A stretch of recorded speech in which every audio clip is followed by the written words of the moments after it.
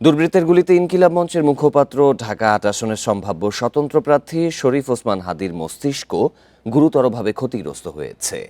অস্ত্রোপচারের পর brain protection প্রোটোকলে তাকে নিবিড় পর্যবেক্ষণে রাখা হয়েছে। তার চিকিৎসায় গঠিত মেডিকেল বোর্ড এই তথ্য জানিয়েছে। জানানো হয় হাদীর শারীরিক অবস্থা কিছুটা স্থিতিশীল হলেই আবারও তার ব্রেনের সিটি স্ক্যান করা হবে। ঢাকা ৮ আসনের সম্ভাব্য স্বতন্ত্র পদপ্রার্থী শরীফ ওসমান হাদীর চিকিৎসায় গঠিত মেডিকেল বোর্ড শনিবার বিকেলে এক আনুষ্ঠানিক বিবৃতি দেয়। জানানো হয় হাদীর শারীরিক অবস্থা কিছুটা স্থিতিশীল হলেই আবারও তার ব্রেনে সিটি স্ক্যান করা হতে পারে। হাদীর ফুসফুসেও আঘাত রয়েছে। সংক্রমণ ঝুঁকি এড়াতে ভেন্টিলেটর সাপোর্টে রাখা হয়েছে তাকে।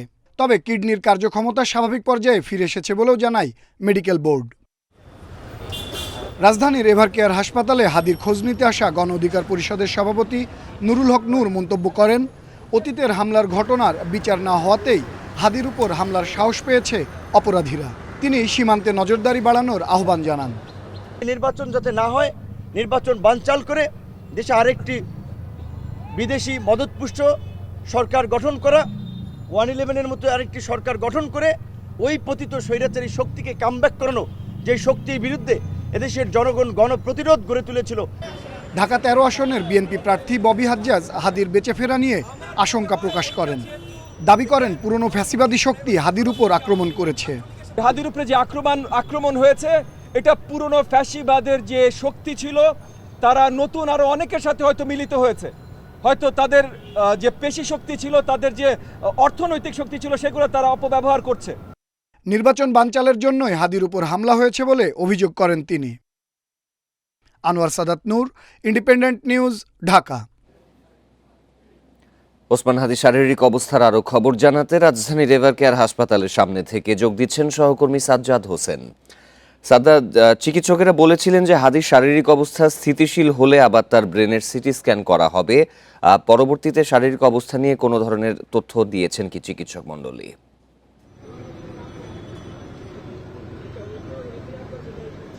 শাফাত, এখন কিন্তু রাত 10টা বাজে। গতকাল রাত 8টায় তাকে এভারকেয়ার হাসপাতালে নিয়ে আসা হয়। আমি যদি ঘন্টার হিসাব করি, এখন কিন্তু 26 ঘন্টা হয়ে গেছে।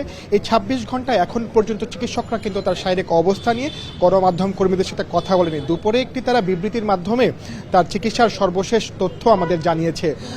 গতকাল রাত 8টার দিকে তাকে উন্নত চিকিৎসার জন্য ঢাকা মেডিকেল থেকে এভারকেয়ার হাসপাতাল নিয়ে আসা হয়। তখন ঢাকা মেডিকেলে তাকে যে অপারেশন সেবায় যারা নিয়োজিত ছিল, 5 ঘন্টা কিন্তু তিনি ছিলেন। দুপুর 2টা থেকে রাত 7টা পর্যন্ত তিনি কিন্তু ঢাকা মেডিকেলে চিকিৎসাধীন অবস্থায় ছিলেন।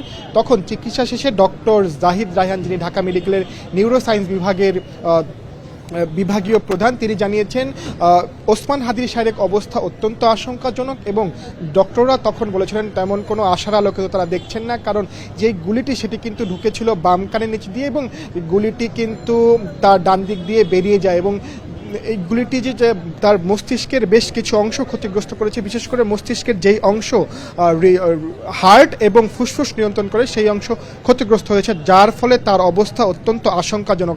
এমনটাই কিন্তু জানিয়েছে আজকে যে সকল রাজনৈতিক দলের প্রতিনিধিরা, বিশেষ করে গণ অধিকার পরিষদের নুরুল হক এবং ববি হাজ্জাজ, যিনি ঢাকা 13 আসনের বিএনপির পদপ্রার্থী, তারা দুইজন কিন্তু আজকে ভেতরে তার শারীরিক অবস্থার খোঁজখবর নিতে গিয়েছিলেন এবং সেখান থেকে ফিরে কিন্তু গণমাধ্যম কর্মীদের সাথে কথা বলেছেন এবং তারা যেটি জানিয়েছেন তার অবস্থা অত্যন্ত আশঙ্কাজনক। মেডিকেলের ভাষায় বলতে গেলে সেখান থেকে ফিরে আসা খুব মুশকিল।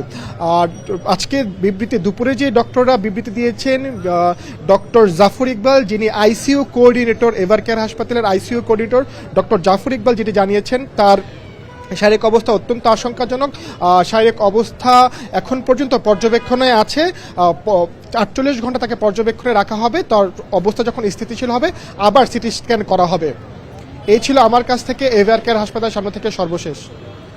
ওসমান হাদীর শারীরিক অবস্থার সর্বশেষ জানাচ্ছিলেন সহকর্মী সাজ্জাদ হোসেন।